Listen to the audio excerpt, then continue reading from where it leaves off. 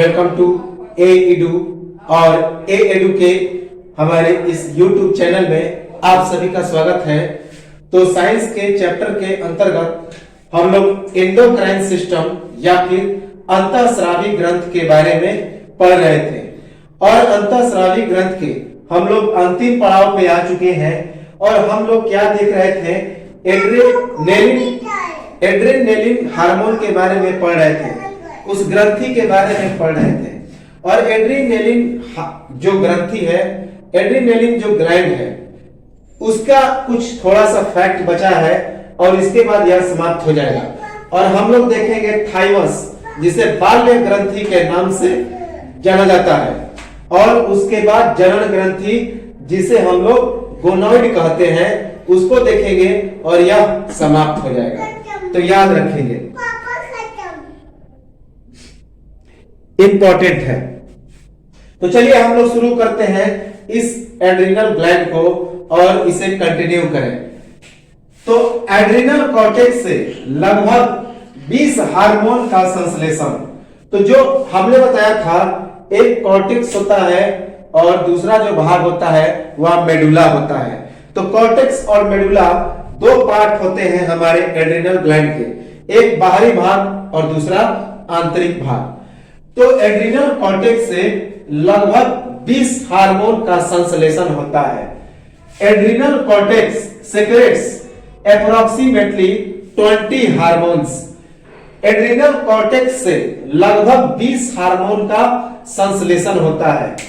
Adrenal cortex secrets approximately 20 hormones, याद रखेंगे। Adrenal ग्रंथि के अतिस्रावण से शरीर की कोशिकाओं में प्रोटीन की मात्रा में कमी आ जाती है तथा शर्करा की मात्रा में काफी वृद्धि हो जाती है और उत्तकों का क्षय हो जाता है।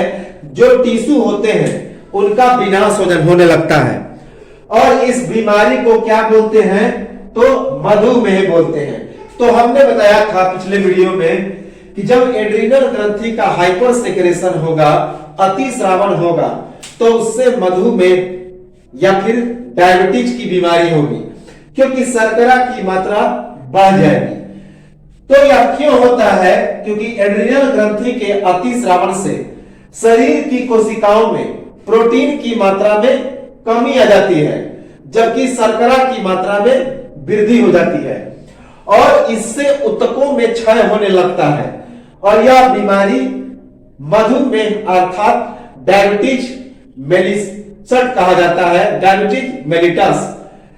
जबकि एड्रिनल ग्रंथि के अल्पस्रावण से सोडियम तथा जल का ज्यादा उत्सर्जन होता है और निर्जलीकरण की समस्या आ जाती है।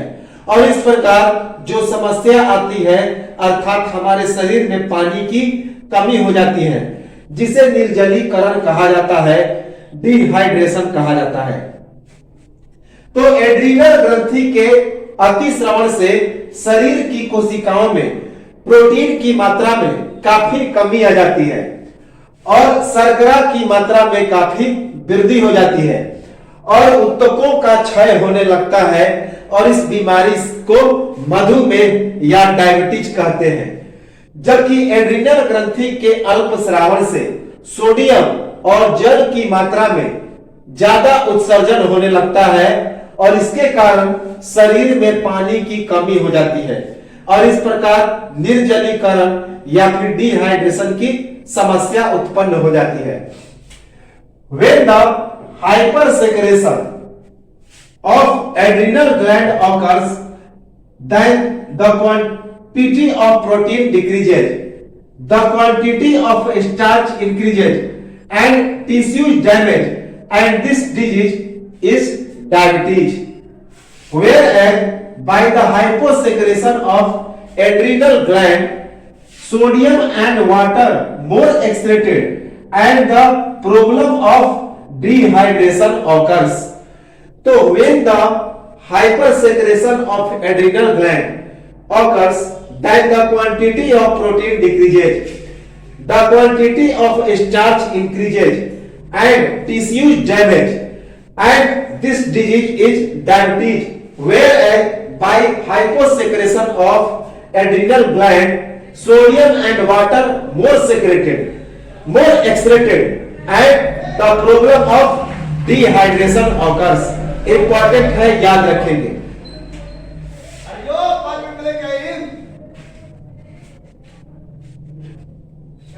गायनिकोमेस्टिका, हमने बताया था कि एक बीमारी होती है गायनिकोमेस्टिका।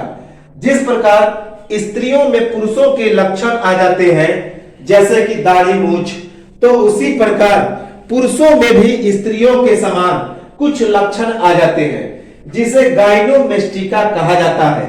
तो इसका अन्य नाम क्या है? मादा आभासी उभयलिंगता।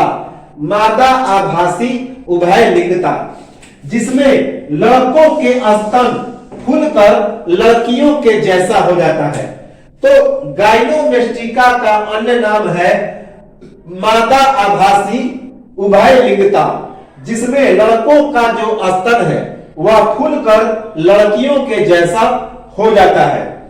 तो गायनिकोमेस्टिका का अन्य नाम है मादा आभासी उभयलिंगता, और इस बीमारी में लड़कों का जो स्तन होता है वह फूलकर लड़कियों के जैसा हो जाता है। The other name of gynaecomastia is adrenolytic syndrome, in which the breast of male thick like females.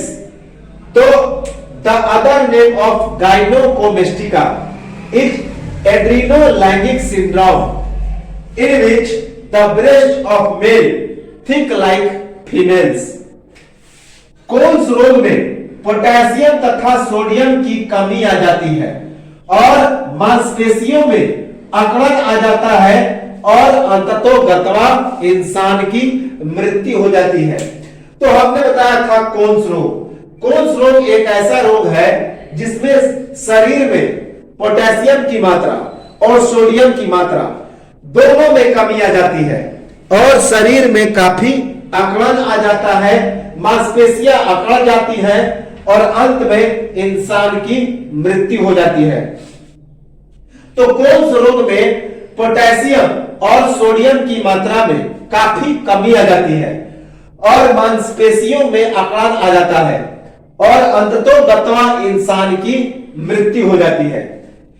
In Cole's disease the quantity of sodium and potassium, in Cole's disease the quantity of potassium and sodium decrease and muscles become tight and finally death. So in Cole's disease the quantity of sodium and potassium decrease and muscles become tight and finally death. अब तो ये तो था हमारा adrenal gland. एक छोटा सा fact याद रखेंगे, हालांकि इसे हम लोग आगे पढ़ेंगे भी जब हम लोग एक्स्ट्रा फैक्ट देखेंगे, तो काफी चीजों को अभी हम लोग देखेंगे। सबसे पहला बहुत इंपॉर्टेंट है, पूछा गया है कि इंसुलिन की खोज किसने की? तो इंसुलिन की खोज बैटिंग और बेस्ट ने की। इंसुलिन की खोज किसने की? तो बैटिंग और बेस्ट ने। सबसे पहले इंसुलिन का पता कहां लगा? तो कुत्ता के अग्नाशय में। तो बेस्ट और बैटिंग ने कुत्ता के अग्नाशय में सबसे पहले इस इंसुलिन की खोज की। याद रखेंगे, इंसुलिन की खोज किसने की? तो बैटिंग और बेस्ट ने, जिन्होंने सबसे पहले कुत्ता के अग्नाशय में इस इंसुलिन का पता लगाया। याद रखेंगे, कुत्ता के अग्नाशय में किसने? तो बैटिंग और बेस्ट ने इंसुलिन की खोज की। Discover of insulin, Banting and Best. Banting and Best was first discovered insulin in dogs pancreas. तो discovery of insulin, Banting and Best was first discovered insulin in dogs pancreas. तो ये तो था हमारा एड्रिनल ग्लैंड, एड्रिनल ग्रंथि। अब एक छोटा सा लेकिन इंपॉर्टेंट है, जिसे हम लोग बाल्य ग्रंथि कहते हैं, थाइमस ग्लैंड कहते हैं, जो कि बिल्कुल हृदय के पास वक्ष गुहा में पाया जाता है, थायराइड कैविटी में पाया जाता है, फेफड़ों के पास। तो याद रखेंगे। तो चलिए हम लोग देखते हैं थाइमस ग्लैंड या बाल्य ग्रंथि को। इसे प्रतिरक्षी ग्रंथि के नाम से भी प्रसिद्ध किया गया है। प्रतिरक्षी ग्रंथि के नाम से प्रसिद्ध। इसे एंटीबॉडी ग्लैंड कहते हैं क्योंकि शरीर में यह रोग निरोधक क्षमता का निर्माण करता है। तो प्रतिरक्षी ग्रंथि के नाम से कौन प्रसिद्ध है? तो बाल्य ग्रंथि या फिर thymus gland. Famous by the name of antibody gland. Famous by the name of antibody gland. क्यों? क्योंकि इसके द्वारा प्रतिरक्षी पदार्थ का स्राव होता है। तो इस बाल्य ग्रंथि या थाइमस ग्लैंड के द्वारा क्या होता है? प्रतिरक्षी पदार्थ का स्राव होता है। एंटीबॉडी जो होता है यह सेक्रेट करता है। तो प्रतिरक्षी ग्रंथि के नाम से यह प्रसिद्ध है क्योंकि इसके द्वारा प्रतिरक्षी पदार्थ का स्राव होता है। एंटीबॉडी मटेरियल क्या होता है? तो सेक्रेट होता है। Famous by the name of antibody gland because it secrets antibody. Because it secrets antibody. इसके द्वारा कौन सा हार्मोन स्रावित होता है? तो थाइमोसिन। तो थाइमस के द्वारा थाइमोसिन नामक हार्मोन का सेक्रेशन होता है, स्राव होता है। तो थाइमस ग्रंथि के द्वारा थाइमोसिन हार्मोन का स्राव होता है। यह कहां पे पाया जाता है अर्थात इसकी स्थिति क्या है? तो हृदय के पास, हृदय के आगे वक्षीय गुहा में फेफड़ों के बीच यह पाया जाता है। हृदय के आगे, हृदय के पास वक्षीय गुहा में फेफड़ों के बीच में यह पाया जाता है। याद रखेंगे कि हृदय के आगे, हृदय के पास वक्षीय गुहा में फेफड़ों के बीच में यह पाया जाता है। कौन? तो बाल्य ग्रंथि या thymus gland. Its position near heart, before heart. It is also located between the lungs in thoracic cavity। तो thymus gland is near heart, before heart and it is located between the lungs in thoracic cavity। यह ग्रंथि बचपन में बड़ी होती है, लेकिन जब हम लोग वयस्क होते जाते हैं तो उम्र बढ़ने के साथ साथ यह लुप्त हो जाता है। इसीलिए तो इसका नाम बाल्य ग्रंथि है क्योंकि बचपन का ही यह ग्लैंड है। बचपन से आगे बढ़ने पर इसकी समाप्ति हो जाती है। तो लगभग जब हम लोग 20 बरस के होते हैं, 22 बरस के होते हैं, तो इसके बाद यह पूरी तरह से समाप्त हो जाता है, लुप्त हो जाता है।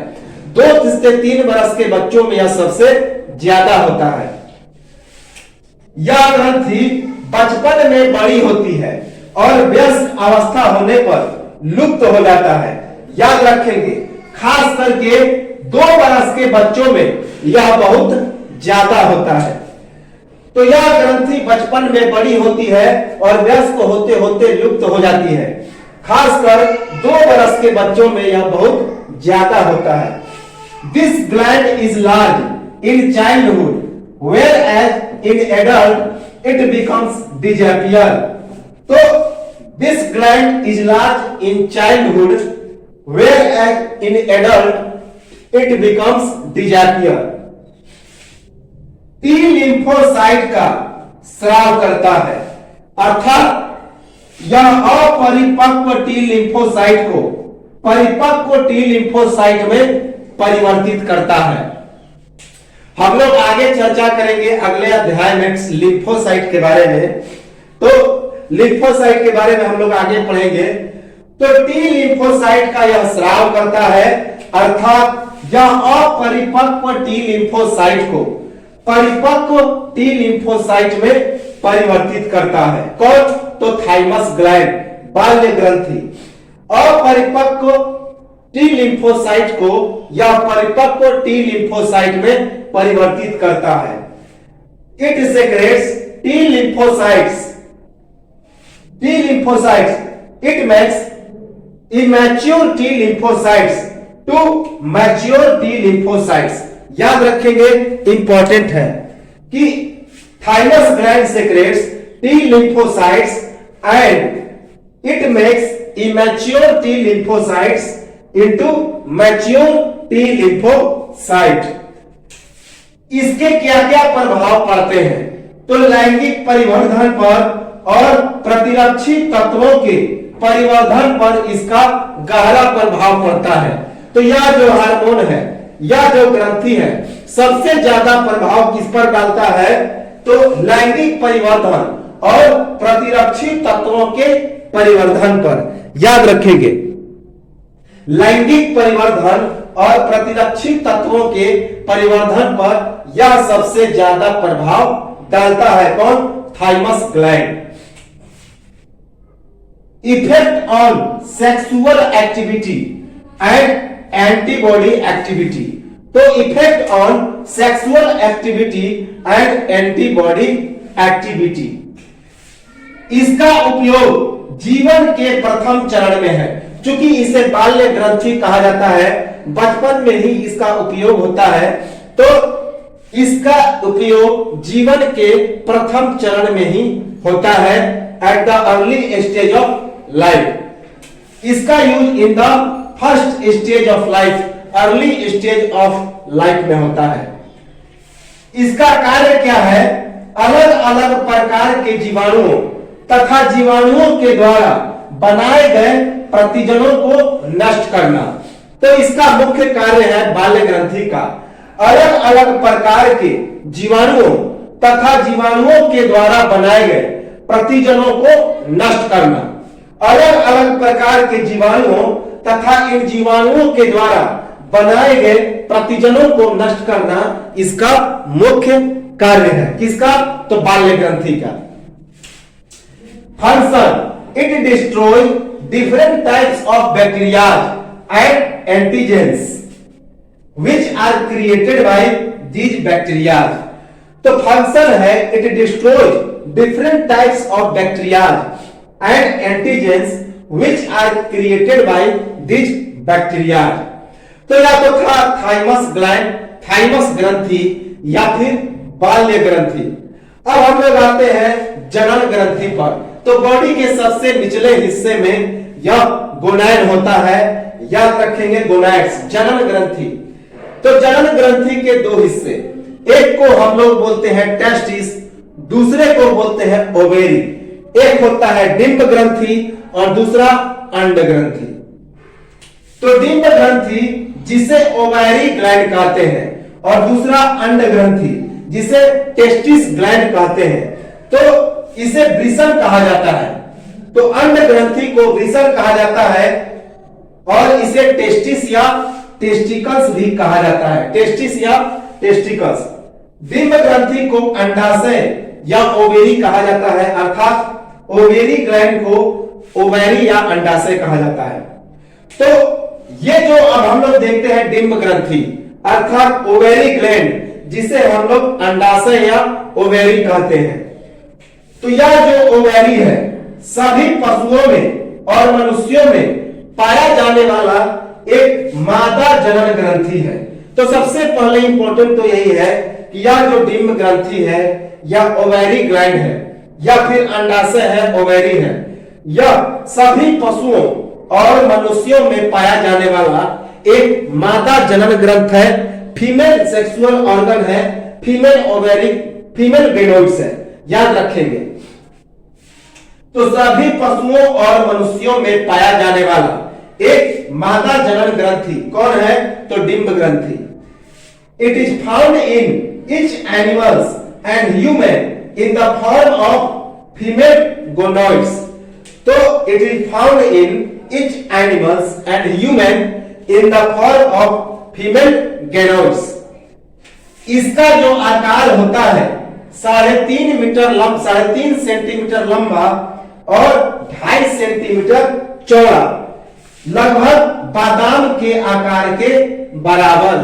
तो बादाम के आकार के बराबर इसका साइज होता है किसका? तो डिंब ग्रंथि का, ओवेरी ग्लैंड का।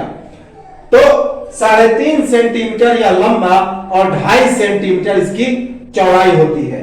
तो याद रखेंगे। और यह बादाम के साइज के बराबर होता है, नट के साइज के बराबर होता है।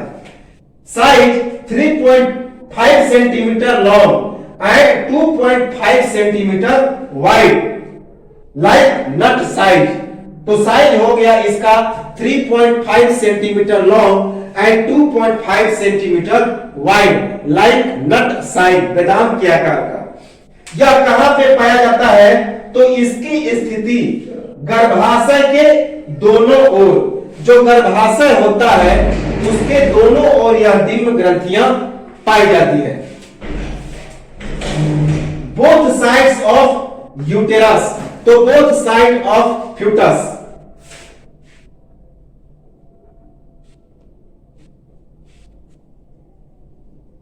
It is found in the both side of foetus.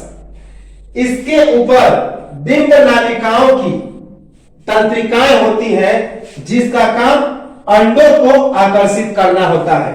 तो इस डिंब ग्रंथ के ऊपर डिंब नालिकाओं की तंत्रिकाएं मौजूद होती हैं जिनका काम क्या है कि अंडों को आकर्षित करना। जो शुक्रवाहिकाएं हैं उनके द्वारा जो अंडे निकलते हैं उनको क्या करता है? तो यह आकर्षित करके एक नए जीव का निर्माण करता है जिसका नाम जायगोट होता है। तो इसके ऊपर डिंब नालिकाओं की तंत्रिकाएं मौजूद होती हैं जिसका काम क्या है कि अंडों को आकर्षित करना। Above it there are numerous ovum ducts. Above it there are numerous ovum ducts and the main functions of these ducts attraction of eggs. तो above it there are numerous ovum ducts and the main function of these ducts attraction of eggs. इसका जो रंग होता है डिंब ग्रंथि का वह गुलाबी होता है और उम्र बढ़ने के साथ साथ यह हल्का सफेद रंग का हो जाता है। तो डिंब ग्रंथि का रंग कैसा होता है? हल्का गुलाबी। और जैसे ही उम्र बढ़ता है तो उम्र बढ़ने के साथ साथ इसका रंग हल्का सफेद हो जाता है। याद रखेंगे। तो कलर हो गया pink and its colour become snow white with old age। तो इसका कलर हो गया pink and its colour become snow white with old age। वृद्धावस्था में यह सिकुड़कर छोटी हो जाती है। तो यह जो डिंब ग्रंथियां हैं वृद्धावस्था में सिकुड़कर छोटी हो जाती हैं। तो वृद्धावस्था में यह सिकुड़कर क्या हो जाती हैं? तो छोटी हो जाती हैं। It is small in old age. याद रखेंगे after contracting. It is small in old age after contracting. इसका जो मुख्य कार्य है अंडे बनाना तथा उत्तेजक द्रव और हार्मोन्स बनाना। तो इस डिंब ग्रंथि का अर्थात ओवेरी ग्लैंड या अंडाशय का मुख्य काम है क्या? अंडे का निर्माण करना, हार्मोन का निर्माण करना और उत्तेजित द्रव का निर्माण करना, जो कि सेक्सुअल रिप्रोडक्शन के टाइम इसका काफी यूज होता है। तो इसका मुख्य कार्य है अंडे का निर्माण करना, हार्मोन बनाना और उत्तेजित द्रव का स्रवण करना। तो फंक्शन क्या है? Egg formation and making hormones. Egg formation and making hormones. इसके द्वारा दो हार्मोन का स्राव होता है, एस्ट्रोजेन और प्रोजेस्टेरोन। तो एस्ट्रोजेन और प्रोजेस्टेरोन नामक दो हार्मोन का इससे स्राव होता है। किससे? तो डिंब ग्रंथि अर्थात ओवेरी ग्लैंड से। ओवेरी ग्लैंड से एस्ट्रोजेन और प्रोजेस्टेरोन नामक दो हार्मोन का स्राव होता है।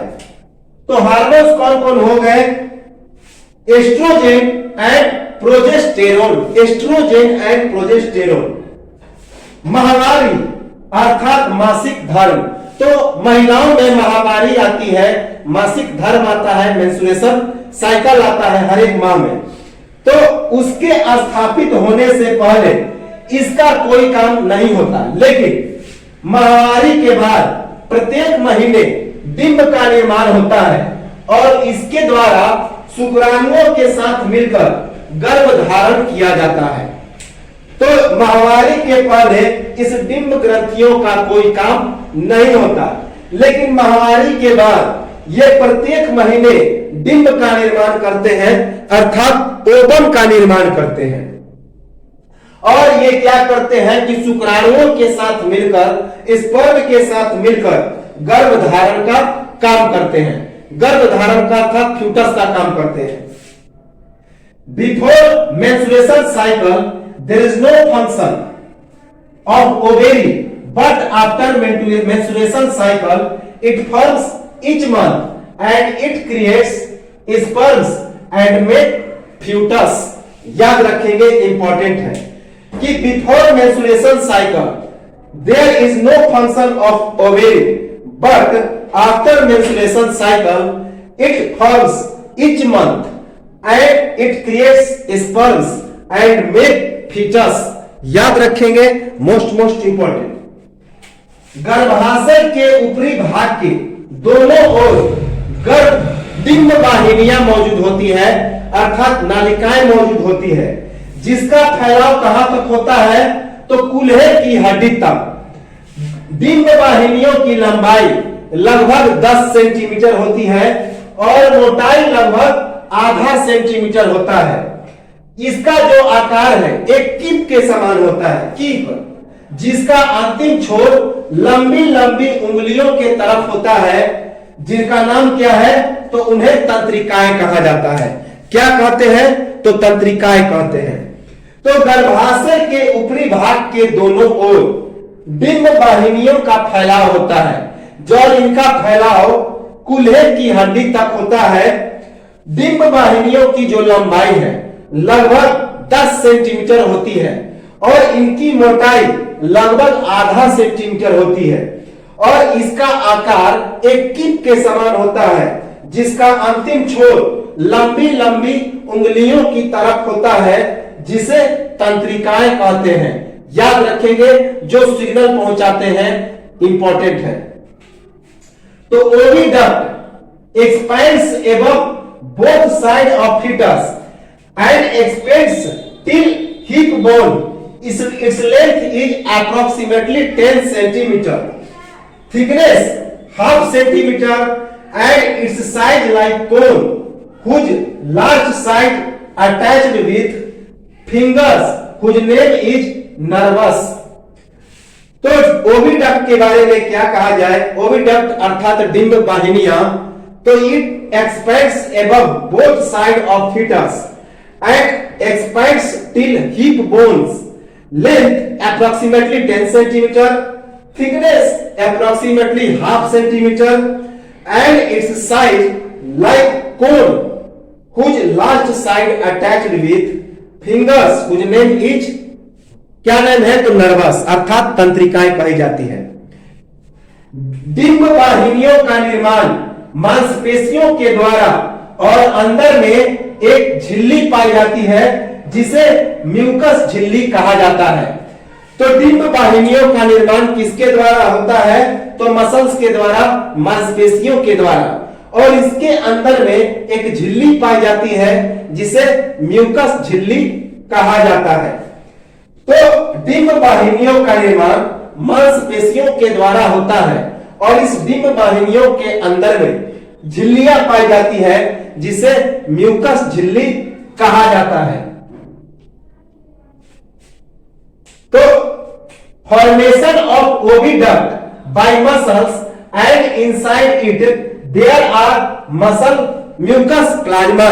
तो याद रखेंगे कि formation of oviduct by muscles and inside it there are mucus plasma. Mucus plasma उपस्थित होते हैं। डिंब ग्रंथियों से निकले अंडे को घेरकर पुरुष शुक्राणु के साथ मिलाना इसका कार्य है, तथा इसके बाद नए जीवन का निर्माण किया जाता है, जिसे जाइगोट कहते हैं। तो ये जो डिंब वाहिनियां हैं क्या करते हैं कि डिंब ग्रंथियों से निकले अंडे को घेर कर पुरुष शुक्राणु के साथ मिला देते हैं और ये इसका कार्य है। और उसके बाद एक नए जीवन, नए लाइफ अर्थात नए अंडे का निर्माण करते हैं और इन अंडों को जाइगोट कहा जाता है। जाइगोट कहा जाता है, परिपक्व अंडा। तो डिंब ग्रंथियों से निकले अंडे को घेर कर ये डिंब वाहिनियां अर्थात ओविडक्ट शुक्राणु के साथ मिलाते हैं और साथ ही साथ एक नए जीवन या नए अंडे का निर्माण करते हैं जिन्हें जाइगोट कहा जाता है। The main function of oviduct is to catch eggs which are existed from ovary gland and it mixes these eggs with sperms and after that a new life or egg forms is called zygote। उसे क्या कहा जाता है? तो उन्हें zygote कहा जाता है।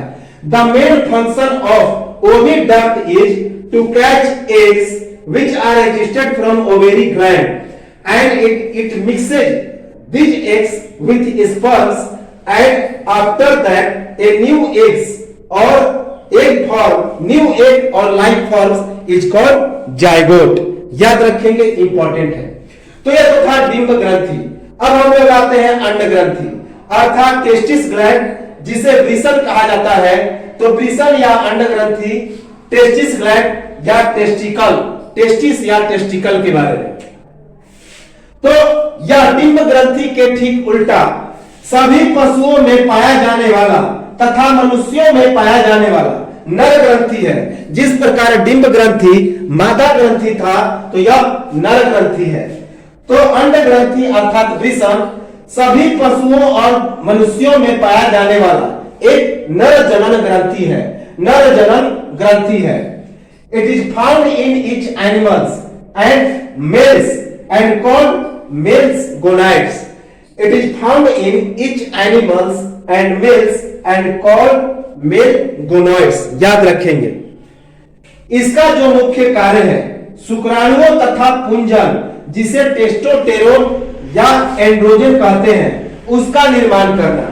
तो इस अंड ग्रंथि या वृषण का मुख्य कार्य क्या है? तो शुक्राणुओं और पुंजन अर्थात टेस्टोस्टेरोन ये हार्मोन है और एंड्रोजन का निर्माण करना। तो वृषण के द्वारा निकला हार्मोन कौन है? तो टेस्टोस्टेरोन जिसे एंड्रोजन भी कहा जाता है। तो इनका निर्माण करना पुंजन या फिर एस्ट्रोजन या फिर टेस्टोस्टेरोन। तो मेन फंक्शन है formation of sperms and formation of testosterone और androgen hormone. Formation of testosterone और एंड्रोजन हार्मोन। इसकी संख्या कितनी होती है? तो 2। तो यह जो वृषण होता है इसकी संख्या 2 होती है। एक शिश्न के बाएं और दूसरा शिश्न के दाएं। तो इसकी संख्या 2 होती है, एक पेनिस के लेफ्ट में और दूसरा पेनिस के राइट में। तो नंबर है 2। One is left side of penis, other is right side of penis. One is left side of penis and other is right side of penis. इसके नीचे एक थैली होती है जिसका नाम अंडकोश है और इस अंडकोश की त्वचा ढीली होती है जो गर्मियों में लटक कर बढ़ जाती है तथा सर्दियों में सिकुड़ जाती है। तो इस टेस्टिस के नीचे एक थैली होती है जिसका नाम अंडकोश है और इस अंडकोश की त्वचा ढीली होती है जो गर्मी के दिनों में लटक कर बढ़ जाती है और सर्दियों में सिकुड़ जाती है। There is a testis bag which is loose skin and it hangs in hot season, whereas in cool season it contracts. There is a testis bag. There is a testis bag which is loose skin and it hangs in hot season, whereas in cool season it contracts अर्थात सिकुड़ जाती है।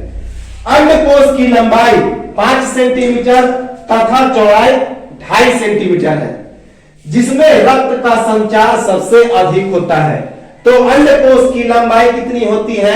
5 centimetre और चौड़ाई 2.5 centimetre होता है। और इसी में सबसे ज्यादा रक्त का संचार होता है, ब्लड का सर्कुलेशन होता है।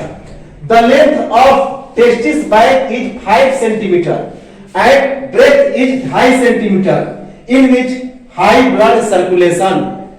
So the length of testis bag is 5 centimeter and breadth is 2.5 centimeter in which high blood circulation occurs. दोनों तरफ के वृषण का एक नालिका से जुड़ाव होता है जिसे शुक्र वाहिका कहते हैं। तो ये जो हमारे अंडकोश होते हैं, इनका दोनों तरफ के वृषण का, जो दोनों तरफ के वृषण होते हैं, उनका एक नालिका से जुड़ाव होता है जिसे शुक्र वाहिका कहते हैं। याद रखेंगे। Vas deferens, both testis are connected with a duct called vas deferens. Both testis are connected with a duct called vas deferens. ये जो हमारे अंडकोश होते हैं, वृषण होते हैं, इनका दूसरी तरफ से जुड़ाव एक अन्य ग्रंथि से होता है जिसे सेमिनल वेसिकल कहा जाता है। तो इस अंडकोश या फिर वृषण का दूसरी तरफ से अन्य ग्रंथियों से जुड़ाव होता है जिसे क्या कहते हैं, सेमिनल वेसिकल कहते हैं। तो अंड ग्रंथि या वृषण दूसरी तरफ से अन्य ग्रंथि से जुड़े रहते हैं जिन्हें सेमिनल वेसिकल कहा जाता है। By other side, testes are connected by an other gland called seminal vesicle. Seminal vesicle. तो by other side, testes are connected by an other gland called seminal vesicle. याद रखेंगे, इंपॉर्टेंट है। तो यह तो था जनन ग्रंथि या फिर गोनैड। हम लोग मिलेंगे कुछ समय के बाद और इसके बाद एक्स्ट्रा फैक्ट को देखेंगे और यह एंडोक्राइन सिस्टम समाप्त हो जाएगा। तो मिलते हैं कुछ समय के बाद।